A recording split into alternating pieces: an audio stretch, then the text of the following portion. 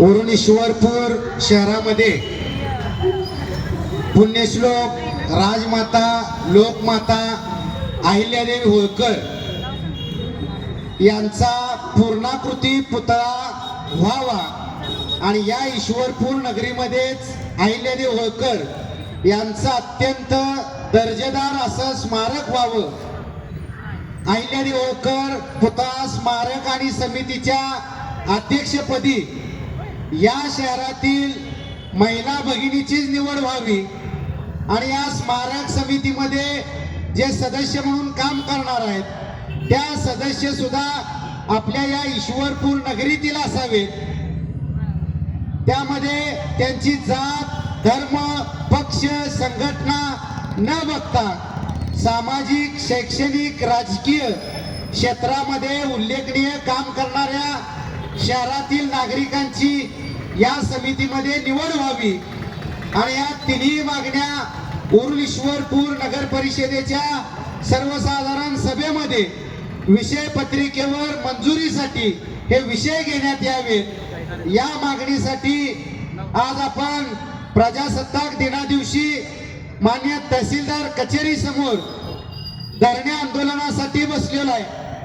या आंदोलनामध्ये सहभागी सगळे नागरिक झालेले आहेत. त्या सगळ्यांचं एक आंदोलक म्हणून मी मनापासून सहर्ष स्वागत करतो.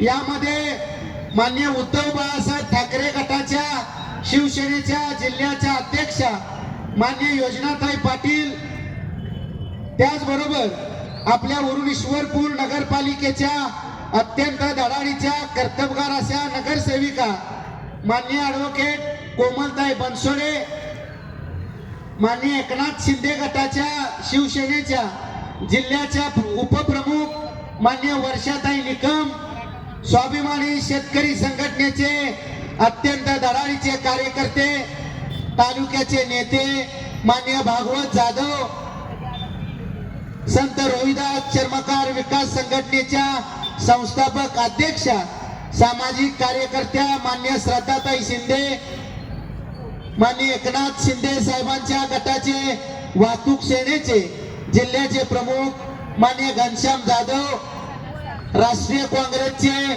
अल्पसंख्याक आघाडीचे तालुकाध्यक्ष माननीय बालम मोमीन, त्याचबरोबर सुजित शेंडगे, त्याचबरोबर सामाजिक कार्यकर्ते सुजित कांबळे, पिराजी आबा, रणजित बनसोडे, या सगळ्यांचं या ठिकाणी मी या आंदोलनाचा कार्यकर्ता या नात्याने सहर्ष स्वागत करतो.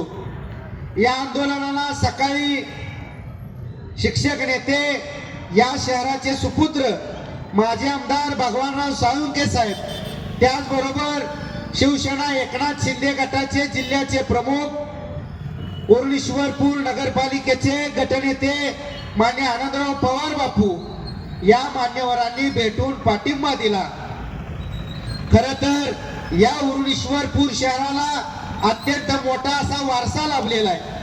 हे शहर वेगवेगळ्या जाती धर्माच्या लोकांच्या गुण्यागोविंदाने एकत्र नांदणारं शहर. या शहराला सामाजिक शैक्षणिक कला क्रीडा सांस्कृतिक धार्मिक साहित्य अशा वेगवेगळ्या अनुषंगाने प्रचंड मोठा वारसा लाभलेला आहे. या शहराच्या सुरुवातीला या राज्याचं आणि देशाचं दैवत छत्रपती शिवाजी महाराज, भारतीय राज्यघटनेचे शिल्पकार डॉक्टर बाबासाहेब आंबेडकर या दोन्ही महामानवांचा पुतळा या शहराच्या वैभवामध्ये भर घालणारा असे पुतळे आहेत. त्याचबरोबर एका बाजूला या शहरात तालुक्याचे सुपुत्र लोकशाहीर अण्णाभाऊ साठे यांचा सुद्धा या शहरामध्ये पुतळा होतोय. या तिन्ही गोष्टी या शहराच्या दृष्टीनं अत्यंत महत्वाच्या आणि वैभवशाली अशा परंपरेमध्ये वाढ करणाऱ्या अशा गोष्टी आहेत. परंतु या शहरामध्ये जी मंडळी सत्तेत आली त्या लोकांनी सत्तेमध्ये येताना सगळ्या शहराला सांगितलं की आम्ही या शहरामध्ये अहिल्यादेवी होळकरांचा पुतळा करू. परंतु या लोकांना सत्तेमध्ये आल्यानंतर मात्र अहिल्यादेवी होळकर यांच्या कार्याचा आणि सन्मानाचा विसर पडलेला आहे. आणि म्हणून येणाऱ्या काळामध्ये हे आंदोलन वेगवेगळ्या माध्यमातून वेगवेगळ्या पद्धतीनं आपण दिवसेंदिवस या आंदोलनाची तीव्रता अधिक वाढवून या लोकांना आपण या मागणीसाठी विचार करायला भाग पाडणार आहे. खरं तर आपल्याला सांगायला प्रचंड अभिमान वाटेल की या शहराचे सुपुत्र, या राज्याचे 9 खात्याचं ज्यांनी अत्यंत कर्तबगारीनं, अत्यंत चांगल्या पद्धतीनं या महाराष्ट्र राज्याचं मोठे वेगवेगळी खाती अत्यंत चांगल्या पद्धतीनं सांभाळली, ते या शहराचे सुपुत्र आदरणीय डॉक्टर अण्णासाहेब डांगे अप्पा यांनी चौंडी हे अहिल्यादेवी होळकरांचं जन्मगाव आहे की जे चौंडी गाव महाराष्ट्राच्या केवळ नकाशावरच होतं. महाराष्ट्रातल्या कुठल्याही नागरिकाला, महाराष्ट्रातल्या कुठल्याही राजकीय प्रस्थापित लोकांना हे चौंडी गाव माहित नव्हतं किंवा त्यांनी या चौंडी गावाचा फारसा असा गवगवा केला नाही. परंतु अण्णासाहेब डांगे यांनी या चौंडी गावाचा शोध घेतला आणि या चौंडीमध्ये पुण्यश्लोक अहिल्यादेवी होळकर यांचं स्मारक व्हावं, अहिल्यादेवी होळकरांचा सन्मान व्हावा, त्यांचा गौरव व्हावा, यासाठी 9-10 वर्ष त्या ठिकाणी त्यांनी रात्रीचा दिवस केला, चौंडीमध्ये राहिले आणि चौंडीमध्ये अहिल्यादेवी होळकरांचं स्मारक उभा केलं. परंतु त्याच पद्धतीनं, त्याच धर्तीवर आपल्या या शहरामध्ये अहिल्यादेवी होळकरांचं स्मारक झालं पाहिजे. कारण अहिल्यादेवी होळकर हे एका व्यक्तीचं नाव नव्हतं, अहिल्यादेवी होळकर हे एका संघर्षाचं नाव आहे, एका व्यवस्थेचं नाव आहे की जी व्यवस्था या महिला भगिनींना अत्यंत चांगल्या पद्धतीनं जगण्याचं सामर्थ्य देणार असं एक व्यक्तिमत्व आहे. आज तालुक्याचा विचार केला तर या तालुक्याला प्रचंड मोठी वैभवशाली परंपरा लाभलेली आहे. तालुक्यामध्ये खासदार एस.डी. पाटील साहेब आहेत, क्रांतीवीर नागनाथ अण्णा नाईकवडे आहेत, क्रांतिसिंह नाना पाटील आहेत, लोकनेते राजाराम बापू पाटील आहेत, लोकशाहीर अण्णाभाऊ साठे आहेत, पांडू मास्तर आहेत, पी सवाराम आहेत, विस पागे आहेत, सरोजिनी बाबर आहेत. या सगळ्यांनी या तालुक्यामध्ये जन्म घेऊन या तालुक्याचं प्रचंड असं काम करून या देशाला वाळव्या तालुक्याची महत्व आणि किंमत ओळखून दिली. त्याच तालुक्यामध्ये आपण काम करत असताना मात्र अहिल्यादेवी होळकर यांचा कुठेतरी सन्मान आपल्याला कुठं झालेला आपल्याला दिसत नाही. आज संबंध देशामध्ये अहिल्यादेवी होळकरांची त्रिशताब्दी जयंती वर्ष अत्यंत चांगल्या पद्धतीनं, अत्यंत भावपूर्ण वातावरणामध्ये संबंध देशात साजरं झालं. महाराष्ट्र सरकार असेल, केंद्र सरकार असेल, यांनी या अहिल्यादेवी होळकरांचा सन्मान व्हावा, अहिल्यादेवी होळकरांचं जे कार्य आहे त्या कार्याचा गौरव व्हावा, यासाठी सातत्यानं प्रयत्न केला.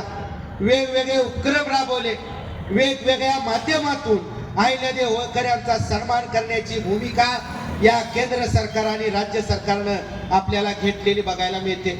परंतु उरुळीश्वरपूर नगरीमध्ये मात्र अहिल्यादेवी होळकर यांच्या कार्याचा आणि विचाराचा गौरव बंधून अजिबात झाला नाही.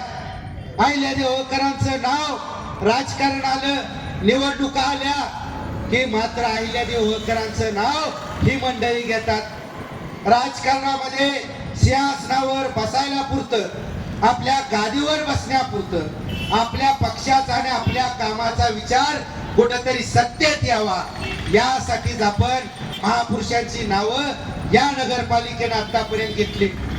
परंतु या ईश्वरपूर नगरीमध्ये ज्या लोकांनी सत्तेमध्ये सहभाग घेतला, जी मंडळी सत्तेमध्ये आली, या मंडळींनी मात्र बंधूंनो अहिल्यादेवी होळकरांच्या कामाचा सन्मान करण्याची मात्र भूमिका त्यांची अजिबात नाही.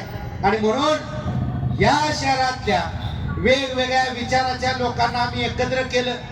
वेगवेगळ्या विचाराची जी लोक आहेत की ज्या लोकांची भूमिका आहे की या शहराचं वैभव अधिकाधिक वाढलं पाहिजे, हे शहर या तालुक्यामध्ये, जिल्ह्यामध्ये एक वेगळं शहर आहे, ही भूमिका या शहराची असली पाहिजे आणि शहराची एक चांगली ओळख व्हावी, यासाठी या मंडळींनी काम केलेलं आहे. आणि म्हणून या सगळ्या लोकांच्या सहकार्यानं या सगळ्या लोकांच्या सहभागाने आम्ही या ठिकाणी हे आंदोलन उभा करतोय. हे आंदोलन बंधूंनो कुठल्या व्यवस्थेच्या विरोधात नाही, हे आंदोलन कुठल्या व्यक्तीच्या विरोधात नाही, हे आंदोलन कुठल्या संघटनेच्या आणि पक्षाच्या विरोधात नाही. हे आंदोलन फक्त आणि फक्त अहिल्यादेवी होळकरांच्या कामाचा सन्मान आणि गौरव करणारे आंदोलन आहे. आणि म्हणून या अहिल्यादेवी होळकरांचा सन्मान या शहरामध्ये व्हावा. या शहरामध्ये येणा जाणाऱ्याला कळलं पाहिजे की हे शहर वेगवेगळ्या महापुरुषांचा सन्मान करणारं शहर आहे. आज प्रजासत्ताक दिन आहे. या देशाला, या देशातल्या प्रजेला अधिकार प्राप्त व्हावे. स्वातंत्र्य, समता, बंधुता आणि न्याय हे 4 सूत्र या देशातल्या लोकांना लागू झाले पाहिजेत. यासाठी तर आताच्या फोडाप्रमाणे डॉक्टर बाबासाहेब आंबेडकरांनी या देशातल्या लोकांना जपलं आणि भारतीय राज्यघटना या देशामध्ये अस्तित्वात आली. भारतीय राज्यघटनेनं आम्हाला लोकशाही दिली आणि याच लोकशाहीच्या माध्यमातून आपला देश उभा आहे. हा देश लोकशाहीच्या जीवावर उभा आहे, भारतीय राज्यघटनेच्या जीवावर उभा आहे.